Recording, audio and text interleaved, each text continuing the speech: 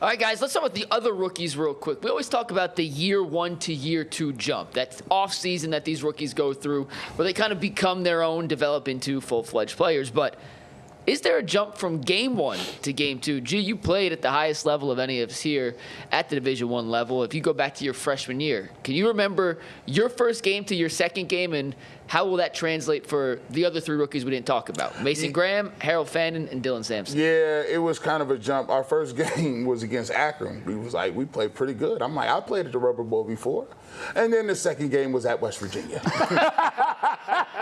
Yeah. Hey, you guys just beat West Virginia at West Virginia. We did. We evolved. They didn't have G. Bush on their roster, and then guess what? It was good you didn't have me. Y'all actually won. We got beat by West Virginia. But no, it's weird because what happens is in the first game, you have some level of success or you have a little level of failure. You get to go through the week. Your coach gets to get together with you and look at the film. And then you realize in the second game, there's no breaks.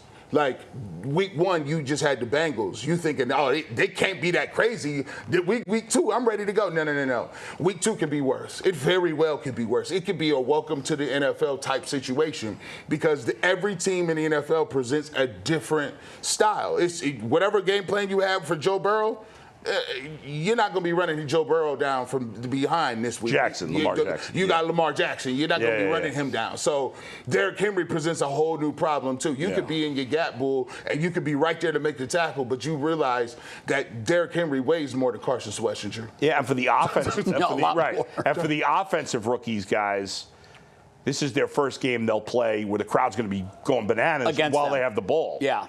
Last week, you could hear everything. Silence. Right. Yeah. Right. But this week, that Baltimore crowd, they're going to be frenzied for this game. I think the biggest thing is the tape. Baltimore now has tape on Harold Fannin and Dylan Sampson. They see now, okay, they're going to put Fannin in Wildcat. We have to be ready for that. Okay, Fannin was a big part of what they did last week. Okay, you would think you knew going in, they like Dylan Sampson on screens and swings and that sort of thing. Well, now you have the evidence of it. Yeah.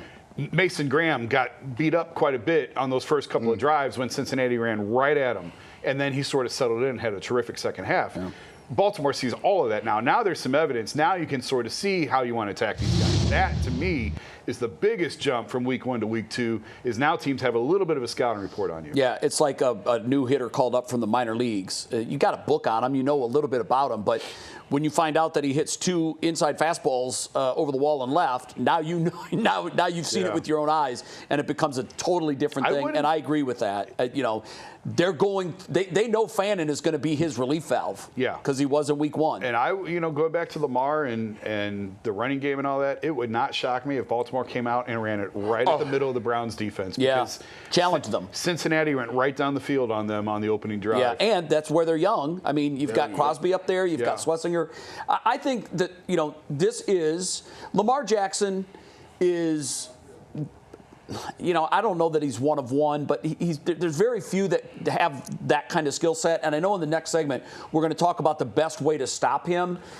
I think before you can pull it off. I didn't know he had those numbers. I forgot about that. I forgot about that. No. I completely forgot about that, bull. I mean, it's MVP. It's MVP time.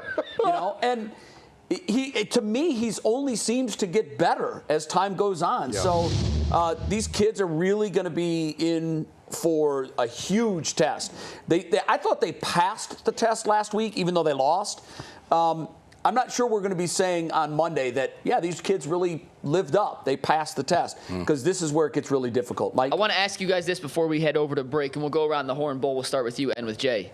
When we come in on Monday and we do our rookie report, which rookie do you think will say this player had the best game of the 4 we anticipate playing? Good question. I'm going to say Harold Fannin. Same, Fannin. Fannin. Clean sweep. Because he has Joe Flacco. Flacco will assist him more. When you look at Mason Graham and Schlesinger up the middle, they ain't got no help. It's just you out there now. At least Joe Flacco can steer and guide and get them open. Yeah, Fannon's easy for me. And because we all agree, it'll definitely be Sampson. Right. That's true. Or it could be Andre Schmidt. Well. Oh, I like that. Whoa. Is he technically considered a rookie? I don't know. Yeah. He is. It's his first That year was in his the first NFL. game last week. Bad job out of me. There are 5 rookies we anticipate playing. Yeah, Andre Schmidt you're right. certainly is in that conversation. Well, wait a minute. What about Judkins? Like, do we know what's going on? He could play. He could. I think it'd be a very limited number of snaps. Yeah, but he could play. I mean, I wouldn't be stunned if we saw him for 6-8 plays. Zach yesterday said he didn't think he would play, that he would play in week 3, but Okay. He was at I wasn't practice sure. yesterday, We'll right? find out. He was at yeah, practice. we'll see.